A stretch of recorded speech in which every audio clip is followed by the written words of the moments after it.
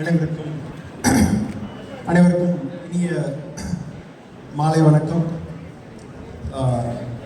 இந்த பொருளை இலக்கிய திருவிழாவுக்கு என்னை அழைத்தமைக்காக முதலில் என் மனமார்ந்த நன்றியை தெரிவித்துக் கொள்கிறேன். ரொம்ப பிரமாதமான ஒரு இலக்கிய திருவிழாவை ஆர்கனைஸ் பண்ணி அதை நடத்துறதுங்கிறது வந்து ஒரு பெரிய முன்னோட்டம்னு நினைக்கிறேன். ஏன்னா ஒரு அரசினுடைய மேக்ரோ திட்டங்கள் எவ்வளோ முக்கியமான விஷயமோ அது மாதிரி அரசினுடைய மைக்ரோ திட்டங்கள் ரொம்ப முக்கியமான விஷயம்.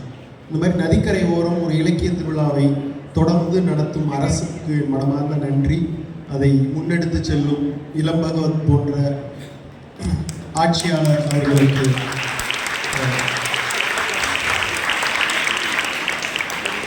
எத்தனை நன்றி சொன்னாலும் தீராது அப்படின்னு நினைக்கிறேன். ஏன்னா நான்லாம் விருதுநகரில் பிறந்த பையன், ஒரு இலக்கிய கூட்டம் நடக்காதா அப்படின்னு ஏங்கி தவிக்கிற பையன். நானே இலக்கிய சோலைன்னு ஒரு அமைப்பை ஏற்படுத்தி ஒரு 4 பேரை வச்சுட்டு இலக்கியம் பேசிக்கிட்டு இருந்து தான் எங்கள் ஊரில் நாங்கள் வளர்ந்தோம். எனக்கு ஒரு கணையாளி வாங்குறதுக்காக நான் மதுரை வரைக்கும் கிளம்பி வருவேன். அப்படி தான் நாங்கள் இலக்கியத்தை பார்த்துருக்கோம். இன்றைக்கி ஒவ்வொரு ஊர்லேயும் சிறுகதை பயிற்சி, மாணவன் மாணவிகளை பேச வைக்கிறது, ஒரு முழு நாளும் ஆட்சியாளர் உங்கள் கூடயே இருந்து உங்களை உற்சாகப்படுத்துறதுங்கிறதுலாம்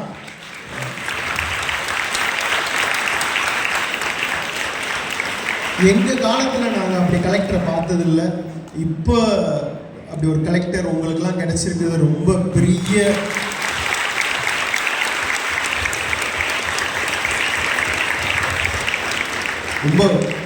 ரொம்ப கொடுத்து வச்சவங்க நீங்கள்லாம் அப்படின்னு தோணுது எனக்கு. அவ்வளோ இலக்கியத்து மேலும் நூல்கள் மேலும் எழுத்தாளர்கள் மீதும் ஒரு அன்பு கொண்ட ஒரு ஆட்சியர் கிடைக்கிறது ஒரு பெரிய வரம்னு நினைக்கிறேன். ஸோ ஏன்னா கலைஞர் போன்ற ஒரு எழுத்தாளர் ஆட்சியாளராக இருந்தது, கலையை நேசித்த ஒருத்தர் ஆட்சியாளராக இருந்தால் என்னெல்லாம் மாற்றத்தை கொண்டு வர முடியுங்கிறத நம்ம கண்ணு முன்னாடி பார்த்தோம்.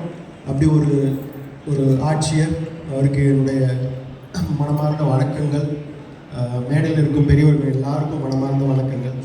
இளம்பகவத் சாருடைய பர்சனல் வாழ்க்கை வரலாறு கதை ரொம்ப உற்சாகமான, ரொம்ப போராட்டமான ஒரு வாழ்க்கையிலிருந்து அவர் முன்னேறி வந்தது இருக்குல்ல, அப்படி ஒரு வைராக்கியம் அவருடைய பர்சனல் கதையை படித்து அவர் கலெக்டர் ஆகி அவங்க அப்பா வேலை பார்த்த இடத்துல போராடி குரூப் 4 எழுதி, குரூப் 2 எழுதி, குரூப் 1 எழுதி, அவர் நினச்சாவே ஒரு சினிமா எடுக்கிற அளவுக்கு அவருடைய பர்சனல் வாழ்க்கை எனக்கு ரொம்ப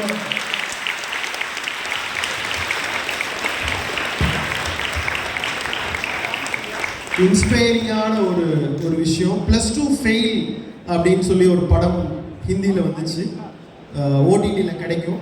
எப்படி ஒரு சம்பல் பள்ளத்தாக்கில் இருக்கிற +2 ஃபெயிலாக போன ஒரு மாணவன் IAS கலெக்டராக மாறினா அப்படிங்கிறதான் அந்த கதை. எனக்கு நிஜமாவே அந்த படம் பார்த்தப்ப இளம்பகவத் சாருடைய லைஃப் தான் நான் வந்துச்சு.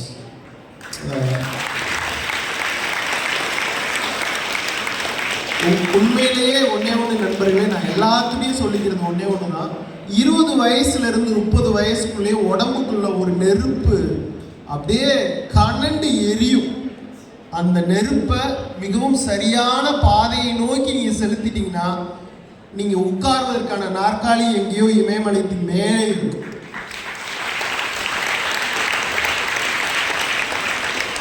ஏன்னா 20 வயசுலேருந்து 30 வயசு தான் மனசு பல்வேறு திசைகளில் தடுமாறுகிற நேரம். அப்படி இருக்கிற நேரத்தில் ரொம்ப கூர்மையாக தன்னுடைய வளர்ச்சியை மட்டும் பார்த்து இன்னைக்கு வெற்றியாளராக என் கண் முன்னாடி நிற்கிற இளம்பகவத் சார் அவர்களை மனதார வாழ்த்துகிறேன். பெரிய உதாரணம் இன்றைய மாணவர்களுக்கு. அவருடைய வாழ்க்கைங்கிறது ரொம்ப சர்ப்ரைஸ். நான் இப்போ தான் அவரை பார்க்குறேன், அவரை பற்றி நிறைய கேள்விப்பட்டிருக்கேன். ஸோ ரொம்ப மகிழ்ச்சியாக இருக்குது. நூலகத்துறையிலையும் சரி, தொடர்ந்து அவர் நடத்துகிற இந்த மாதிரி சிறுகதை பயிற்சி முகாம்கள், அவர் தொடர்ந்து இப்போ கூட அறையில் அடுத்து என்ன பண்ணலாம் அப்படின்னு தான் உற்சாகமாக பேசிட்டு இருந்தார். ரொம்ப மகிழ்ச்சியாக இருக்கிறது. இப்படி அவர் இருக்கும் ஒரு மேடையில் நானும் கலந்து கொண்டு இலக்கியத்தை பற்றி பேசணும் அப்படிங்கிறப்ப எனக்கு இப்போ தான் உங்கள் எல்லாருக்கும் ஆங்கில புத்தாண்டு வாழ்த்துக்கள். உங்களுக்கெல்லாம் ஆங்கில புத்தாண்டு அப்படின்னு சொன்னோடனே டிவியில் என்ன தோணுன்னா, சகலனா வல்லவன் படத்தில் வர்ற இளமை இதோ இதோன்னு கமலஹாசனுடைய ஒரு பாட்டு தான் எல்லாருக்கும் ஞாபகம். எனக்கு ஆங்கில புத்தாண்டுன்னு சொன்னோடனே என்ன ஞாபகம் வரும்னா, தேவதச்சன் ஒரு கவிஞர் கோயில்பட்டியில் இருக்கார். அவர் எழுதின ஒரு கவிதை இருக்கு. என்ன கவிதைனா, இப்போ நம்ம ஊர்கள்லாம் பார்த்தீங்கன்னா ஆங்கில புத்தாண்டு அன்னைக்கு முந்தின நாள் நைட்டு வந்து வீடு வாசலில் பெரிய கோலம் போட்டு ஆங்கில புத்தாண்டு வாழ்த்துக்கள் அப்படின்னு சொல்லி அதை எழுதி வைப்போம். அப்படி எழுதி வைக்கிற ஒரு சிறுமி, ஒரு சின்ன குடிசை வீட்டில் எழுதி வைக்கிற சிறுமி 2025 புத்தாண்டு வாழ்த்துக்கள் அப்படின்னு சொல்லி அந்த பொண்ணு 2025 புத்தாண்டு வாழ்த்துக்கள் சொல்லி அந்த பொண்ணு எழுதி வச்சிருக்கா. இப்போ அவர் அந்த கவிதையை எப்படி முடிக்கிறாருன்னா, நன்றி பெண்ணே, ஒரே ஒரு தப்படியில் எனக்கு 20,000 ஆண்டு வாழ்வளித்தாய், நன்றி அப்படின்னு. எனக்கு இந்த புத்தாண்டு வாழ்த்துக்கள் அப்படின்னு சொன்னோன்னே தேவதாசனுடைய அந்த கவிதை தான் நினைவுக்கு வந்துச்சு. ஒரே ஒரு சின்ன தவறு அந்த குழந்தை பண்ணிடுச்சு, ஆனாலும் எவ்வளோ அதை வந்து கவிதையாக கொண்டு போறாரு. 20,000 ஆண்டு வாழ்வதற்கு எனக்கு வாழ்வளித்தாய்ங்க. லிட்ரேச்சர் இப்படி தான் சின்ன கூர்மையான தவறிலிருந்தும் ஒரு இலக்கியத்தை கண்டெடுக்க முடியும் அப்படின்னு நான் நம்புறேன். இப்போ நாம் வாழ்கிற உலகம் எதில் வாழ்கிறோம்? நிஜமாவே இந்த நிஜ உலகத்தில் வாழ்கிறோமா? இப்போ நம்ம நிஜ உலகத்தில் வாழ்ந்துட்டு இருக்கோமா? இப்போ இருக்கிற உலகத்தில் வாழ்கிறோமா? வேற எதில் வாழ்ந்துட்டு இருக்கோம்ங்கிற கேள்வி எனக்கு வந்துச்சு. நம்ம நிஜமாவே டிஜிட்டல் உலகத்தில் வாழ்ந்து கொண்டு இருக்கிறோம். எப்படி சொல்றீங்கன்னா, நிஜமாவே நீங்கள் உங்கள் குழந்தைக்கு உங்கள் கையிலலாம் மொபைல் இருக்கான்னு தெரில. நிஜமாவே மொபைலில் ஃபேஸ்புக்கில் நம்மளுக்கு எவ்வளோ லைக் கிடைக்குது, எவ்வளோ கமெண்ட் கிடைக்குது, எத்தனை பேர் நம்ம போஸ்ட்டை ஷேர் பண்ணுறாங்க, ரீல்ஸ் எப்படி பார்க்கலாம் இப்படின்னு நம்ம மொத்தமாகவே என்னன்னா வந்து ஒரு மொபைல் வாட்ஸ்அப் உலகத்தில் வாழ்ந்துக்கிட்டு இருக்கோம். அதில் எனக்கு வந்து 1 மில்லியன் ஃபாலோவர்ஸ் இருக்கிறாங்க, அவ்வளோ சொந்தக்காரங்க இருக்கிறாங்க, அவ்வளோ நண்பர்கள் இருக்கிறாங்க அப்படின்னு நம்ம சிந்திச்சுக்கிட்டே இருக்கோம். ஸோ எனக்கு வந்து அதில் ஒரு தம்ஸ் அப் பட்டன் கிடைச்சிருச்சு, எனக்கு ஒருத்தர் வந்து பாராட்டுற மாதிரி கை குலுக்கிட்டாரு அப்படின்னு சொல்கிறப்ப ரொம்ப மகிழ்ச்சி அடைக்கிறோம். உண்மையிலேயே அந்த டிஜிட்டல் உலகில் இருக்கிறவங்கலாம் நிஜமாவே யாரு தெரியல. ஆனால் நம்ம டிஜிட்டல் உலகத்துக்காக வருத்தப்படுகிறோம். நம்ம ஒருத்தருக்கு மெசேஜ் அனுப்புகிறோம், அவங்கள பார்த்துட்டாங்களா பார்க்கலையா தெரில, டிக்கு வில்ல ப்ளூ டிக்கு, ஐயோ ப்ளூ டிக்கு வில்லையே அவங்க பார்க்கலையோன்னு வருத்தப்படும். ஃபோனில் 30% தான் சார்ஜ் இருக்கும். இப்போ டீச்சர் நிறைய பேருக்கு 20% இருக்கும். அவங்களுக்கு பதட்டம் அடைஞ்சிருவாங்க, எப்படா இந்த ஃபோனை சார்ஜ் போடுவோம். அப்படி சார்ஜ் போட்டு என்ன ஆக போகுது, 10 அடித்தெல்லாம் வீடு இருக்கும், ஆனாலும் தேவையில்லாத பதட்டத்தில் இருக்கும். இந்த டிஜிட்டல் வேர்ல்டு என்ன பண்ணுதுன்னா, நம்மளை வந்து தேவையில்லாத பதட்டத்தை நோக்கி இப்படி தள்ளிக்கிட்டே இருக்கு. அதை தாண்டி இன்னொரு விஷயம் என்னன்னா, அதில் இருக்கிற குறியீடுகள், அது எமோஜின்னு சொல்லுவோம். நம்ம எல்லாருமே எதில் வாழ்கிறோம்னா எமோஜியில் வாழ்கிறோம். இந்த மாதிரி ஒரு கமெண்ட்டுக்கோ ஒரு வார்த்தைக்கோ ஏதோ ஒரு வேர்டு போட்டால் அந்த எமோஜியில் வாழ்கிறோம். மனுஷபுத்திரன் இப்படி அந்த எமோஜியை பற்றி ஒரு கவிதை எழுதியிருக்காரு. எமோஜிகளால் வாழ்கிறோம், நாம் எமோஜியால் சிந்திக்கிறோம், நாம் எமோஜியால் உணர்கிறோம், நாம் எமோஜியால் அன்பு செய்கிறோம், நாம் எமோஜியால் ஒருத்தரை வெறுக்கிறோம், நாம் எமோஜியால் இந்த வரலாற்றை எழுதுகிறோம்.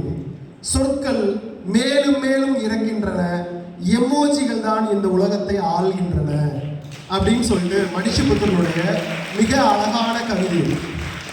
எமோஜியில் நிறைய எமோஜி இருக்கு. அதில் ஆர்ட்டின் எமோஜி இருக்கும்.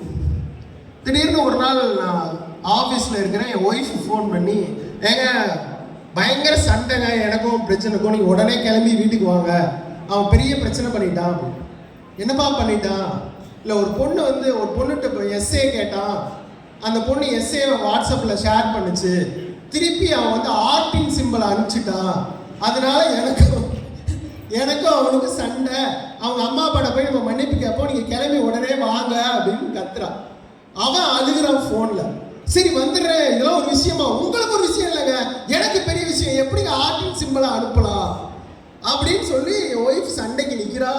சரி வந்துடுறேன், நீ ஃபோனை வையின்னு காரில் வந்துட்டு இருந்தேன். அப்போ ஒரு ஆசிரியர், என் வாழ்க்கையில் நடந்த ஒரு சம்பவம் அது என்னன்னா, ஆசிரியர் பள்ளி கிளாஸ்க்குள்ளே வர்றாரு, பெண்களும் ஆண்களும் சேர்ந்து படிக்கிற பள்ளி அது. வந்தோடனே ஒரு பொண்ணு வந்து ஒரு டேபிளில் டெஸ்க்கு, அந்த டெஸ்க்கு முன்னாடி நின்றுட்டு இருக்கா, உட்கார மாட்டேங்கிறா, அழுதுகிட்டு இருக்கா. பின்னாடி இருக்க பிள்ளைங்கள ஏப்ல உட்கார்ல உட்கார்லன்னா அந்த பிள்ளை அழுதுகிட்டே இருக்குது. கண்ணுல இருந்து அப்படியே தார வாரியா ஊத்திக்கிட்டே இருக்குது. உடனே டீச்சர் உள்ள வராரு, சிடாவல அப்படின்றாரு. அந்த பிள்ளை அழுது. என்ன அப்படின்றாரு. சார் சார் என் டேபிள்ல பாருங்க சார் அப்படின்னா, டேபிள் வந்து பார்த்தா யாரோ ஒரு பையன் ஆர்டின் வரைஞ்சிட்டு போயிட்டான். அந்த டேபிளை வரைஞ்சிட்டு போயிட்டான்.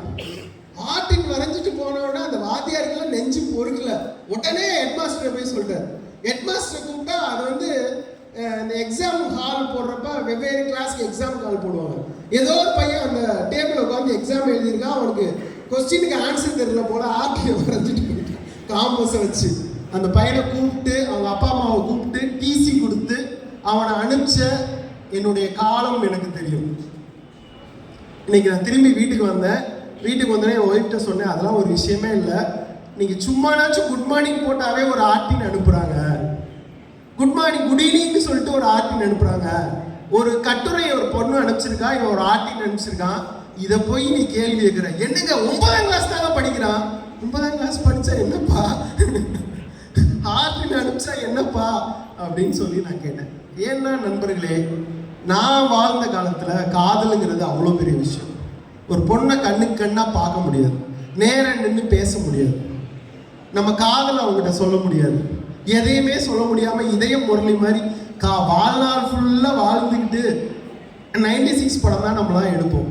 ஆனால் நிஜமாக நண்பர்களே, இன்னைக்கு உண்மையிலேயே அந்த பரிதவிப்பு, துடிதுடிப்பு, எப்படா அவட்ட ஒரு லெட்ரு வரும், எப்படா திரும்பி பார்ப்பா அப்படிங்கிற எல்லாமே போய் ஒரு மொபைலில் தேவைன்னா ஒரு எமோஜி அனுப்பலாம், தேவையில்லைன்னா எமோஜியில் நெகட்டிவாக ஆர்ட்ஸ் பிரேக் எமோஜி அனுப்பிச்சு விட்டுறலாம். அவ்வளவு இந்த உலகம் மொத்த பரிதவிப்பையும், காதலுடைய மொத்த பரிதவிப்பையும் இந்த மொபைல், இந்த வாட்ஸ்அப், இந்த எமோஜி, இந்த நெருக்கடி இருந்துச்சு. ஒருத்தட்ட எப்படி காதலை சொல்றது, இப்பெல்லாம் அந்த நெருக்கடியே இல்லாத ஒரு காலத்தில் வாழ்ந்துகிட்டு இருக்கோம் அப்படின்னு புரியுது. அதை மனுஷபுத்திரன் ஒரு கவிதையாக எழுதுகிறார். தியேட்டர் வாசலில் நின்று ஒருத்தன் செல்ஃபி போடுகிறான். 27 பேர் வாழ்த்து தெரிவிக்கிறார்கள். இந்த காலத்தில் ஒன்றேனும் அதற்குரிய மரியாதையுடன் இருக்கக்கூடாதா அப்படின்னு மனுஷ் கேள்வி வைக்கிறார். சும்மா ஒருத்தன் போட்டோ தான் போடுறான், அதுக்கு ஏன்னா 27 பேர் வந்து வாழ்த்து போடுறீங்க போய் அப்படின்னு. ஏன்னா இங்க என்ன பிரச்சனைனா, நல்ல விஷயத்துக்கோ இல்லை கெட்ட விஷயத்துக்கோ எதை ஆதரிக்கணும்னு தெரியாம இந்த டிஜிட்டல் உலகத்துக்குள்ள நம்ம வாழ்ந்துட்டு இருக்கோம். இதை தாண்டி இந்த பொருணை திருவிழாக்கும் எனக்கும் என்ன சம்பந்தம்? நான் கரிசல் நிலத்தில் பிறந்தவன். ஆறே எங்க ஊர்ல கிடையாது. பொட்டல் வெளியும் வெயிலும் மட்டும் பார்த்த நான் எப்படி நான் வந்து பொருணை இலக்கிய திருவிழாவுக்கு வரணும் அப்படின்னு சொல்லி என்னை அழைத்து அவங்க காமாட்சி மேடத்திட்ட கேட்டேன். சார் அங்காடி திரு படம் எடுத்திருக்கீங்க வாங்க அப்படின்னு சொன்னேன். ஸோ நான் யோசிச்சு பார்த்தேன். நிஜமாவே நான் அங்காடி திரு படம் எடுக்கிறப்ப தாமிரபரணி ஓடாத ஒரு இந்த பக்கம் ஒரு நிலம் இருக்கிறது. தூத்துக்குடியிலிருந்து திருச்செந்தூர் வரை இருக்கிற ஏரல், ஸ்ரீவைகுண்டம், நாசரேத், உடங்குடி, சாத்தான்குளம், தேரிப்பனை, காயாமொழி, தேரிக்காடு அப்படின்னு சொல்கிற ஒரு நிலம் இருக்கிறது. அந்த நிலத்தில் உள்ள மனிதர்களை கதாபாத்திரங்களாக அங்காடி திரு பேசியது. அப்படி இந்த தூத்துக்குடியிலேருந்து திருச்செந்தூர் வரைக்கும் போகிறப்ப ஒரே பொட்டல் காடாக கிடக்கும். இப்போ தேரிக்காடு பார்த்தீங்கன்னா செம்மண் பரப்பாக இருக்கும், ஒரு பெரிய பாலைவனம் மாதிரி தோணும். நான் சில ஊர்லலாம் போயிருக்கேன். மொத்தமாக பசங்க வந்து பெரிய பெரிய ஜவுளி நிறுவனங்களுக்கு இங்கே வாழ்க்கையை விட்டு வேலைக்கு போகிற அவலத்தை நான் கண் முன்னால் பார்த்தேன். ஒரு கிராமத்துக்குலாம் போனேன். அந்த கிராமத்தில் ஒரே ஒரு வீடு மட்டும் இருந்துச்சு. எப்படி இது நடக்குது அப்படின்னு பார்க்குறப்ப நகரமயமாக்கம், தொழில்மயமாக்கம் மெதுவாக மனிதர்களை இடம்பெயர்த்தி கொண்டே இருக்கிறது. நகரத்தை நோக்கி, தொழிலை நோக்கி அவர்களை நகர்த்தி கொண்டே இருக்கிறது. அவர்கள் தங்கள் வாழ்க்கையினுடைய அற்புதங்களை இழந்து கொண்டே இருக்கிறார்கள். நிலத்தின் அற்புதங்களை, இயற்கையினுடைய அற்புதங்களை, வாழ்வின் அற்புதங்களை, வாழ்வின் உணவுகளை, பண்பாடுகளை இழந்து கொண்டே இருந்து நகரத்தை நோக்கி மெதுவாக எந்திர மனிதனாய் நாம் நகர்ந்து கொண்டே இருக்கிறோம் அப்படின்னு எனக்கு அங்காடி திரு இந்த லொக்கேஷன் பார்க்க போனப்ப ஒரே கிராமத்தில் ஒரே ஒரு வீடு மட்டும் இருந்துச்சு. இந்த கிராமத்தில் ஒரு வீட்டில் மிச்சம் எல்லாரும் அந்த ஊரை விட்டு காலி பண்ணி போயிட்டாங்க. அந்த வீட்டுக்காரன் மட்டும் காலி பண்ணாமல் வீம்பா உட்காந்துட்டு இருக்கான். எனக்கு எனக்கு அவன் யார், அவன் என்ன செய்வான் அப்படின்னு எனக்கு கேள்வியாச்சு. அந்த கிராமத்தில் கிட்டத்தட்ட ஒரு 2 hours இருந்து நான் நினச்சேன். இப்படி மனிதர்கள் ஏன் ஒரு பணத்திற்காக, பொருளுக்காக இடத்தை விட்டு, நிலத்தை விட்டு வேறு நிலத்துக்கு மாற்றப்பட்டு கொண்டே இருக்கிறார்கள்? அதிகார மையம், கார்ப்பரேட் நிறுவனம் மொத்தமாக அவர்களை உறிஞ்சி கொண்டே இருக்கிறது அப்படின்னு நான் பார்த்தேன். இப்போ உண்மையிலேயே நம்மளுடைய பிரச்சனை என்னவா இருக்குது? அரிட்டாப்பட்டி மலை வெட்டப்படக்கூடாதுங்கிற கவலை நம்மளிடம் இருக்கிறது. நான் குற்றாலம் நோக்கி போகிறப்ப அங்கே இருக்கிற மலைகள்லாம் பர்த்டே கேக்கை பாதி வெட்டினா எப்படி இருக்குமோ அது மாதிரி மலைகள்லாம் வெட்டப்பட்டு கொண்டே இருக்குது. சாண்டா மாற்றி ஏகப்பட்ட லாரி வந்து பழைய குற்றாலத்திலிருந்து பார்த்தீங்கன்னா அப்படியே நூற்றுக்கணக்கான, ஆயிரக்கணக்கான லாரிகள் எப்போதும் சென்ற வண்ணமே இருக்கு. நான் யோசிச்சு பார்த்தேன், கொஞ்சம் கொஞ்சமாக மலையை அரிச்சிட்டு குற்றாலம் மலையை அரிச்சிருவாங்களோ இவங்க அப்படிங்கிற ஒரு எண்ணம் ஏற்பட்டது. இலக்கியம் அப்படி கவலைப்படும். அந்த கிராமத்தில் இருக்கிற அந்த ஒரே ஒரு மனிதனுக்காக, ஒரே ஒரு வீடுமுள்ள மனிதனுக்காக எப்படி இலக்கியம் கவலைப்பட்டதோ அப்படி இலக்கியம் இப்படி மலைக்காகவும், வானத்திற்காகவும், மரத்திற்காகவும், கீராஜனோட கதவு கதை யாரோ சொன்னீங்க, அப்படி கதவுக்காகவும் கவலைப்படுகிற ஒரு இலக்கியம் இருக்கிறது. அப்படி ஒரு சிறுகதையினுடைய கிளாசிக் அப்படின்னு ஒரு சிறுகதையை நான் சொல்வேன். சிவப்பு கிளி அப்படின்னு ஒரு சிறுகதை. அந்த கதை கன்னடத்தில் எழுதப்பட்ட கதை. அந்த கதையை எழுதிய சிறுகதை ஆசிரியர் வசுதேந்திரா என்பவர். அந்த கதை மலையாளத்தில் மொழிபெயர்க்கப்பட்டது ஏகே ரியாஸ் என்பவரால். தமிழில் யூமா வாசுகி என்ற சாகித்ய அகாடமி வாங்கிய எழுத்தாளர் தமிழில் சிவப்பு கிளி அப்படிங்கிற ஒரு கதையை மொழிபெயர்த்தார். அந்த கதை எப்படி துவங்குதுன்னா உங்களை மாதிரி தான் துவங்குது.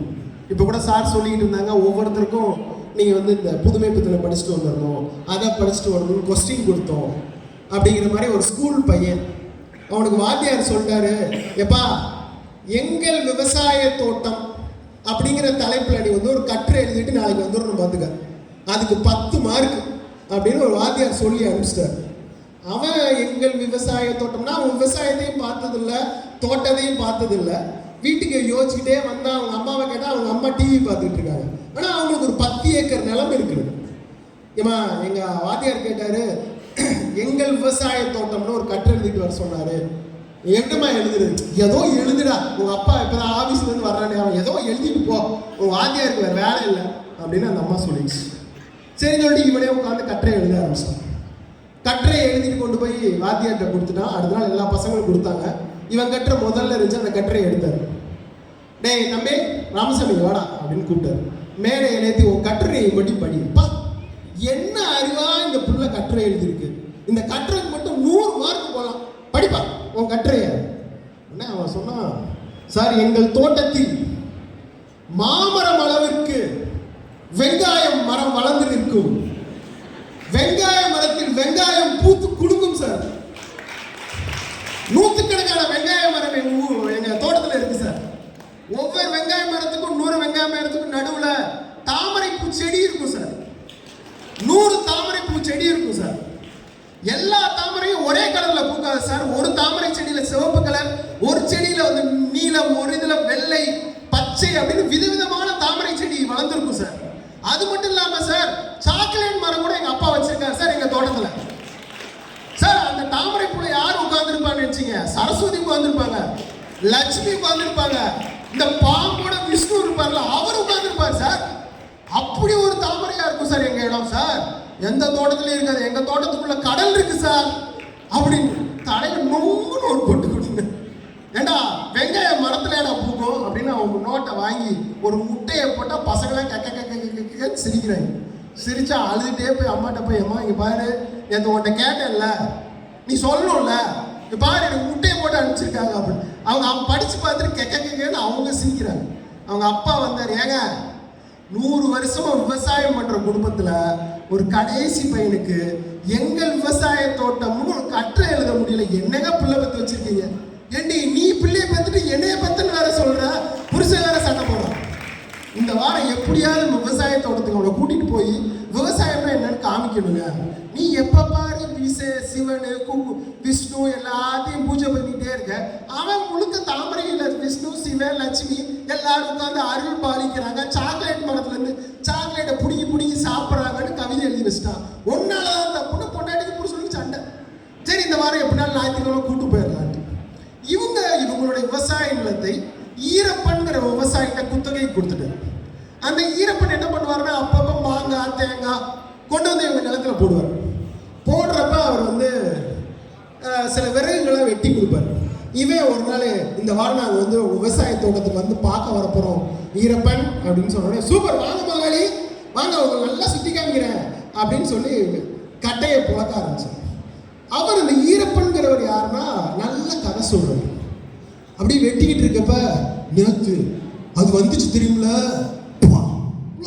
பெருசு வந்து நின்னுச்சு பார்க்கணும், பயந்துட்டேன். அப்படியே வந்துச்ச நேத்து, நீங்க சொல்லவே இல்லை. வந்தது மட்டும் இல்ல முதலாளி, நான் வெட்டிட்டு இருக்கேன் கட்டைய, பார்த்தா திடீர்னு டயர்ட் ஆயிடுச்சு, அங்கேயே படுத்து தூங்கிட்டேன்.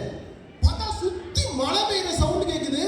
என்னடா மழை பெய்யுற சவுண்ட் கேக்குது, நம்ம மேல ஒரு சுட்டு மழை உழலையேன்னு பார்த்தா, அந்த விஷ்ணு மேல உட்கார்ந்துருக்குமே 7 தலை நாகம், அது என் மேல நின்று கொடை பிடிச்சிட்டு நிக்குது. நான் கொடைக்கு கீழே உட்கார்ந்துட்டு இருக்கேன். அட சனியனே அப்படின்னு எகிரி குதிச்சு மலையில ஓட ஆரம்பிச்சிட்டேன். நிஜமாவா சொல்றேன் ஐயப்பா, நம்ம தோட்டத்திலயா 7 தலை நாகம் நிக்குது? நிஜமா முதலாளி?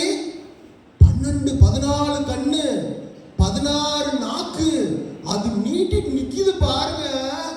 அது மட்டும் அதனுடைய வாயை வச்சுக்கிட்டு அப்படி ஒரு அடி அடிச்சிச்சுன்னா, இந்த ஒரு ஏக்கர்ல ஒரு குழிக்கணும், அதை வச்சுக்கிட்டு அது ஜம்ப் பண்ணி அங்கிட்டு போகும், முன்னாடி வரும் பின்னாடி வரும். அந்த பாம்பு தாங்காது, உலகத்தையே ஒரு உழுக்கு உழுக்கிறோம். அப்படியே சொல்ற, அது லைட்டா குத்துச்சுனாவே மண்ணு ஒரு ஏக்கர் மண்ணு வெளியே வந்துடும், பள்ளமாயிரும், பெரிய ஓட்டம் வந்துடும், மக்களே வாழ முடியாது. அவ்வளவு பவர்ஃபுல்லா அந்த பாம்புக்கு, பயங்கர பவர்ஃபுல். அப்புறம் எதுக்கு நம்ம நிலத்துல ஒரே இடத்துல அந்த பாம்பு உட்கார்ந்துகிட்டு இருக்கு? எப்ப பார்த்தாலும் விஷ்ணு அது மேலேயே உட்கார்ந்துகிட்டே இருக்கிறாரு. அது ஏன்னா பூமி மாதாவை காப்பாத்துது அந்த பாம்பு. பூமி மாதா காப்பாத்துதா? ஏன் காப்பாத்துது? பூமி மாதா கீழே ஏகப்பட்ட தங்கம், வைரம், வைடூரியம் அப்படின்னு ஏகப்பட்ட புதையல் கிடக்குது. அந்த புதையலை தான் அந்த பாம்பு காப்பாத்துது சின்ன முதலாளி. அது யாரும் திருடிட்டு போயிடக்கூடாதுல்ல, கள்ள பசங்க வந்து திருடிட்டு போயிடுவாங்க, அதனால பாதுகாக்குது. எவனாலும் திருட போகாம பாதுகாக்கிறது தான் அந்த பாம்போட வேலை. சூப்பர் சூப்பர் சூப்பர், இந்த வாரம் ஞாயிற்றுக்கிழமை நாங்கள் வர்றோம் அப்படின்னு சொல்லிட்டு அந்த ஈயப்பன் கிளம்பி போய்விட்டார். அந்த ஞாயிற்றுக்கிழமை அவர்கள் இந்த தோட்டத்தை தேடி போனாங்க. அவங்க அப்பா அவனை தலையில் தட்டி கூப்பிட்டு ஒரு வெங்காய செடி அப்படி பிடுங்கினாரு. வேரில் வெங்காயம் முளைச்சிருச்சு. முட்டாப்பாயில வெங்காயம் மேலே மாதிரி மாங்காய் மாதிரி முளைக்காது, அடியில் முளைக்கும் அப்படின்னு சொன்னேன். சரி சரி சரி சரி அப்படின்னு சொன்னால் மாமரத்தெல்லாம் சுற்றி பார்த்தான். எங்கடா தாமரை எங்கடா முளைச்சிருக்கு அப்படின்னு. தாமரை குளத்துல தாண்டா முளைச்சிருக்கும்னு குளத்தை அவர் வேடிக்கை கண்டார். உள்ள எங்கடா கடல் இருக்கு, கடல்ல எங்கேயோ கிடக்குடா, இது வந்து குளம் மட்டும்தானே இருக்கு அப்படின்னு சொன்னார். அங்கே முழுக்க மிளகாய் பழங்களை போட்டிருந்தாங்க. மிளகாய் பழத்தை பார்க்கலான்னு ஆசையா போனா கிட்டத்தட்ட ஒரு 100கணக்கான கிளிகள் அந்த மிளகாய் பழங்களை கொத்துவதற்காக அந்த கிளிகள் அப்படியே பறந்து சிறகரிச்சு பறந்து போச்சு. அவன் பார்த்தோன்னே முதல் முறையாக ஒரு பச்சை கிளியை பார்க்கிறான். அவ்வளோ சந்தோஷம், சூப்பர் செம்மையா இருக்குது அப்படின்னு சொல்லிட்டு அவங்க அக்காடா சொல்றான், இந்த பச்சை மிளகாய் சாப்பிட்றதுனால தான் இந்த கிளிலாம் பச்சையா இருக்குது அப்படின்னு சொல்லிட்டு. உடனே அவங்க அக்கா சொல்லுது, அது பழுத்த மிளகாய் பழத்தை சாப்பிடுறதுல அதனால அது மூக்கு வந்து சிவப்பா இருக்குது அப்படின்னு சொன்னோன்னே அந்த ஈயப்பன் சொல்றான், நீங்க தான் கிளியை மெச்சுக்கணும். டெய்லி கிளி வந்து கொத்தி மிளகா பழத்தை எல்லாத்தையும் நாசம் பண்ணிடுது சனியை. அதை வந்து கண்டுபிடிக்கவும் முடியல. அது எப்போ பார்த்தாலும் பச்சையிலே வந்து உட்காருதா, செடி இருக்குதா இல்லை கிளி இருக்குதானே தெரில முதலாளி, அது எப்படி விரட்டுறதுனே தெரில. நீங்க ஒன்றும் கவலைப்படாத, அடுத்த ஞாயிற்றுக்கிழமை நான் வர்றப்ப சிவப்பு சாயத்தை கொண்டு வர்றேன். ஒவ்வொரு கிளியா பிடிச்சி சிவப்பு சாயத்தை தடவி விட்டோம்னா எல்லாம் சிவப்பு கிளியா மாறிடும்ல அப்படின்னு அவன் சொல்றான். எல்லாரும் கெக்கன்னு சிரிக்கிறாங்க. அக்கா சொல்றா, சிவப்பு கிளியா மாறிச்சுன்னா ஒரு பச்சையினுடைய மிளகாய் செடியில வந்து செம்பருத்தி பூ பூத்தது மாதிரி இருக்குமே அப்படின்னு சொல்றான். கெக்கன்னு சிரிக்கிறாங்க. அது பிறகு நான் மெதுவாக வளர தொடங்கினேன். நான் பிஇ படித்தேன். காலேஜ் படிச்சுட்டு இருந்தப்ப எங்கள் அக்கா கல்யாணம் வச்சாங்க. எங்கள் அப்பா கூப்பிட்டு டே அந்த தோட்டத்தை நம்ம விற்க போகிறோம், நீ ஒரு கையெழுத்து போடு அக்கா கல்யாணத்துக்காக அப்படின்னு சொல்கிறப்ப தான் நான் அந்த ஊருக்கே திரும்பி வந்தேன். கையெழுத்து போட்டேன். அந்த தோட்டத்தை விற்பதற்கான வேலைகளை அப்பா பார்த்துக்கிட்டு இருந்தாங்க. அப்போ அந்த லாயர் சொன்னார், இந்த ஈயப்பட்டையும் ஒரு கையெழுத்து வாங்கணும். ஈயப்பனுடைய பையன் ஒருத்தருக்கான், குமாரசாமின்னு, இவன் கிளாஸ்மேட், அவன்கிட்டையும் ஒரு கையெழுத்து வாங்கணும், ஏன்னா அவன் பிஏ வரைக்கும் படிச்சுட்டான் அப்படின்னோடனே ஈயப்பனை கூப்பிட்டாரு. எப்பா 20 வருஷமாக கொத்தைக்கு விட்டுருந்தோம், இப்போ விற்க போகிறோம், ஒரு கையெழுத்து போடு, இந்த 5000 ரூபா வச்சுக்கோ அப்படின்னு அவங்க அப்பா கொடுத்துட்டாரு. அவங்க பையன் பிஏ படிச்சிருக்கான். அவன் வந்தான், ஏங்க 20 வருஷமாக உழைச்சிருக்கோம், நீங்கள் விற்க போகிறீங்க, வெறும் 5000 மட்டும் கொடுப்பீங்களா அப்படின்னு சண்டையை போடுறான். அவங்க அப்பா வந்துட்டு, முதலாளிகிட்ட பிள்ளை இருக்கக்கூடாதுடா, நம்ம நாணயமானவங்க, நேர்மையானவங்க, நம்மளாம் ஏழைங்க, நேர்மையை தான் நம்ம பிடிச்சி நிற்கணும் அப்படின்னு சொல்லி அவனை போட்டு அடித்து கையெழுத்து போட சொல்லி அந்த தோட்டத்தை விற்கப்பட்டது. அதுக்கு பிறகு அந்த ஊரில் இருக்கிற வீடு எல்லாத்தையும் விற்றுட்டோம். நான் இப்போ பெங்களூரில் ஒர்க் பண்ணுறேன், ஒரு கம்ப்யூட்டர் சாஃப்ட்வேர் இன்ஜினியராக ஒர்க் பண்ணுறேன். அக்கா கல்யாணம் ஆகி 2 குழந்தைங்க இருக்குது. அப்பா அம்மா 2 பேருமே தவறிட்டாங்க. இப்போ எங்கள் ஸ்கூலில் இருந்து சீஃப் கெஸ்ட்டாக வாங்க அப்படின்னு என்னை கூப்பிட்றாங்க. சீஃப் கெஸ்ட்டாக வர்றேன், மேடையில் பேசுகிறேன். அப்போ இந்த குழந்தைங்களுக்கெல்லாம் நல்ல சாப்பாடு போடுறாங்க. உடனே பக்கத்தில் இருக்கிற ஃப்ரெண்டுகிட்ட கேட்குறேன், எப்படி இந்த குழந்தைங்களுக்கெல்லாம் அறுசுவை உணவகம் போடுறாங்க? அப்பா பக்கத்தில் தான்ப்பா சுரங்கம் தோடுறாங்க, சுரங்க முதலாளி உட்கார்ந்துருக்கிறார் பார்த்தியா பக்கத்தில், அவருடைய ஸ்பான்சரில் தான் நல்ல அறுசுவை உணவு போடுறாங்க அப்படின்னு. சுரங்க முதலாளி மேடைக்கு வந்தார். பள்ளி நிர்வாகம் அவருக்கு மரியாதை பண்ணிச்சு. திரும்பி காரில் போகிறப்ப, டே என் தோட்டம் இருந்த இடத்த பார்க்கணும், வண்டி வேணாம், இந்த மைசூர் ரூட்டு வழியாக விடு, அங்கே தான் என்னுடைய தோட்டம் இருந்த இடம் இருக்கிறது அப்படின்னு தோட்டம் இருந்த இடத்தை நோக்கி அவருடைய கார் திரும்புகிறது. திரும்பினா எதிர ஆயிரக்கணக்கான கார்ப்பரேட் லாரிகள் சிவப்பு மண்ணை ஏற்றிக்கொண்டு அந்த சாலை முழுக்க ஒரு ஊர்வலம் போல வந்து கொண்டிருக்கிறது. அப்படியே அந்த சிவப்பு மண் ரோட்டை அப்படியே மெதுவாக போகிறாங்க. அவ்வளோ லாரிகள் சிவப்பு மண்ணை எடுத்துக்கொண்டு வந்து கொண்டிருக்கிறது. அவர்கள் மெதுவாக தேடி அவர்கள் தோட்டம் இருந்த இடத்தை கண்டுபிடித்து வண்டியை விட்டு இறங்கினான். ஆயிரக்கணக்கான லாரிகள் இருக்கின்றன, 500க்கும் மேற்பட்ட ஜேசிபி எந்திரங்கள் இருக்கின்றன. அங்கு இருக்கிற மொத்த மண்ணையும் அள்ளி அள்ளி அந்த லாரியில் போட அந்த லாரி அந்த இடத்தை விட்டு வேறு மாநிலங்களுக்கு நகர்ந்து கொண்டே இருக்கிறது. மெதுவாக மொபைலில் ஃபோட்டோ எடுக்க தொடங்கினா ஒரு இடம் கூட இல்லை, விவசாயம் பண்ண ஒரு சுவடு தெரியல, மொத்தமும் செம்மண் பூமியாக நம்ம தேரிக்காடு மாதிரி அது காட்சி தருது. இவ்வளோ எந்திரம் இருக்குடா, மொத்தத்தை வித்துட்டு போயிட்டாங்க போலயே விவசாயிகள்லாம், என்னடா ஆச்சு, மாமரம் மிளகாய்ப்பரம் எல்லாம் என்னாச்சு அப்படின்னு கவலையோடு அவன் வந்து அந்த இடத்த பார்த்துக்கிட்டே இருந்தான். ஒரு பெரிய இயந்திரம் இருந்துச்சு, ஜேசிபி இயந்திரம். அந்த இயந்திரம் 7 தலைகளுடன் மெதுவாக அந்த தரையில் டம்முன்னு அடிக்கிறது. தரையில் இருக்கிற மண்ணை மொத்தமாக கவுகிறது. பெரிய பள்ளம் ஏற்படுகிறது. கொண்டு வந்து லாரியில போடுறாங்க. போட்டோடனே அவன் பார்த்தான். ஈயப்பன் சொல்ற கதை ஞாபகம் வந்தது. அந்த 7 தலை நாகம் இருக்கும் எசமா சின்ன முதலாளி, அது மண் அப்படி குத்துச்சுன்னா பெரிய பள்ளம் வரும், அப்படியே எடுத்து மொத்தமும் முழுங்கிரும். அவர் சொன்ன கதை திரும்ப திரும்ப அவனுக்கு ஞாபகம் வருது. ஏன் ஒரே இடத்துல அந்த பாம்பு நிற்குது? அடியில் சொர்க்கம் இருக்கிறது, புதையல் இருக்கிறது, வைரம் இருக்கிறது, வைடூரியம் இருக்கிறது. இதை யார் யாரோ எடுத்து சென்று லாபம் பார்க்கிறார்கள். விவசாயிகள் எல்லாம் குறைந்த விலைக்கு அந்த இடத்தை கொடுத்துவிட்டு எங்கோ பஞ்ச பராரியாய் சென்னையில் கம்மங்குளம் கேப்பக்கூடும் அடுக்குமாடி குரூப்பின் வாட்ச்மேனாகவும் வேலை செய்கிறார்கள். அப்படியே நின்று அவன் பார்த்துக்கிட்டே இருந்தான். அந்த இடத்தில் நிற்க முடியவில்லை. மெதுவாக அவன் கார் அந்த இடத்தை நோக்கி ஓடி வந்தான். அவன் சின்ன வயசில் பார்த்த புளிய மரம் மொத்தமும் சிவப்பு புளிய மரமாக மாறியிருந்தது. அந்த சிவப்பு புளிய மரத்தில் ஏகப்பட்ட பறவைகள் சிவப்பு நிறத்தில் உட்கார்ந்து இருந்தன. ஏன்னா இப்படி ஒரு சிவப்பு பறவையை நான் பார்த்ததே இல்லையே அப்படின்னு சொன்னோடனே கூட இருக்கிற ஃப்ரெண்டு சொன்னா, முட்டாளே அது கிளிடா அப்படின்னு சொன்னான். கிளியா? என்னடா சொல்ற அப்படின்னு. இவ்வளோ மண்ணை அடிச்சு தள்ளுறாங்க, நீ பார்க்குற இடம் எல்லாம் மனுஷங்க எல்லாம் வாகனம் எல்லாம் சிவப்பு நிறமாக மாறிடுச்சு, கிளி மட்டும் என்ன தப்பிச்சிடுமா என்ன? கிளியினுடைய மொத்த பச்சை நிறமும் போய் மொத்த கிளியும் சிவப்பு நிறமாய் மாறிவிட்டது. அவன் அப்படியே பார்த்துக்கிட்டு நின்னா, கிளிக்கு ஒரு குணம் இருக்கிறது, தன்னுடைய அழகால் தன்னைத்தானே சுத்தம் பண்ணி கொண்டே இருக்கிற ஒரு குணம் இருக்கிறது. கிளிங்க தீயை நீங்க தொட்டீங்கன்னா தெரியும், டக்கு டக்கு டக்கு டக்குன்னு அது தன்னைத்தானே சுத்தம் பண்ணி கூடும். அப்படி ஒரு குணம் எங்க போச்சு அப்படின்னு சுத்தம் பண்ணுவதற்கு அதுக்கு குளம் எங்க இருக்குது, அதுக்கு ஆறு எங்க இருக்கிறது அப்படின்னு நம்ம கேட்டா அவனால அந்த சிவப்பு கிளியை பார்க்கவே முடியல. வேகமாக ஓடி காரில் ஏறிவிட்டு தன்னுடைய அக்காவுக்கு மெசேஜ் அனுப்புறான், அக்கா நீ ஆசைப்பட்டேல அப்படி ஒரு சிவப்பு கிளியை வாழ்நாளில் பார்த்தேன். அந்த கிளி எப்படி இருந்தது தெரியுமா?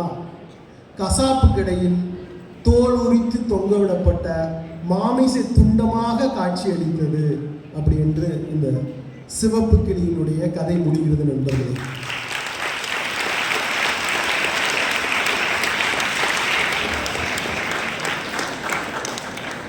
இந்த கதை 2 கேள்வியை நம் முன் வைக்கிறது. ஒரு கேள்வி, தொழில்மயமாக்கம், வளர்ச்சி, இது நம் வாழ்வின், நம் நிலத்தின், நம் பூமியின் வளங்களை சுரண்டி தின்கிறதே, இது சரியா தவறா? இது முதல் கேள்வி. இது ஏழைகளுக்கு பயன்படுகிறதா? நம் மலை நம்மளுக்கு முக்கியமா வேணாமா? அரிட்டாப்பட்டியில் இருக்கிற சமணமலை நம்மளுக்கு முக்கியமா? அது நம்மளுக்கு பொக்கிசமா? நம் வளர்ச்சி தான் நமக்கு முக்கியமா என்கிற கேள்வியை நம் முன் எழுப்புகிறது. இன்னொரு கேள்வி எழுப்புகிறது, அவ்வளோ பெரிய பணக்காரங்க, வீடு இருக்கு, தோட்டம் இருக்கு, எல்லாமே இருக்கு, ஆனால் 20 வருஷம் பார்த்த விவசாயிக்கு 5000 ரூபா கொடுத்து கையெழுத்து போட சொல்றாங்களே, சரியா என்கிற கேள்வியை எழுப்புகிறது. நண்பர்களே, ஏழைக்கும் முடியாதவனுக்கு மட்டும்தான் நேர்மையா? பணக்காரன் நேர்மையை பார்க்க முடியாதா? பார்க்க கூடாதா? இந்த சமூகம் மொத்தமாக என்ன சொல்லுது? வேலைக்காரனா நேர்மையா இருக்கணும், ஏழைனா நேர்மையா இருக்கணும். அதாவது கஷ்டத்திலும் நேர்மை. ஹரிச்சந்திரன் நம்மளுக்கு சொல்றது கதை எதை சொல்ல வருது? கஷ்டத்திலும் அவன் நேர்மையா இருந்தாங்க, உண்மையா இருந்தாங்க. ஒரு முதலாளிக்கும் அந்த கதை சொல்லப்படவே இல்லையே. என் கேள்வி, இந்த உலகத்தில் அறம் யாருக்கானது? யோசித்து பாருங்கள். இந்த நல்வாய்ப்பை வழங்கியவைக்கு நன்றி. அருமையான கருத்துக்களை அவைகளை வழங்கி நீங்கள் மாணவ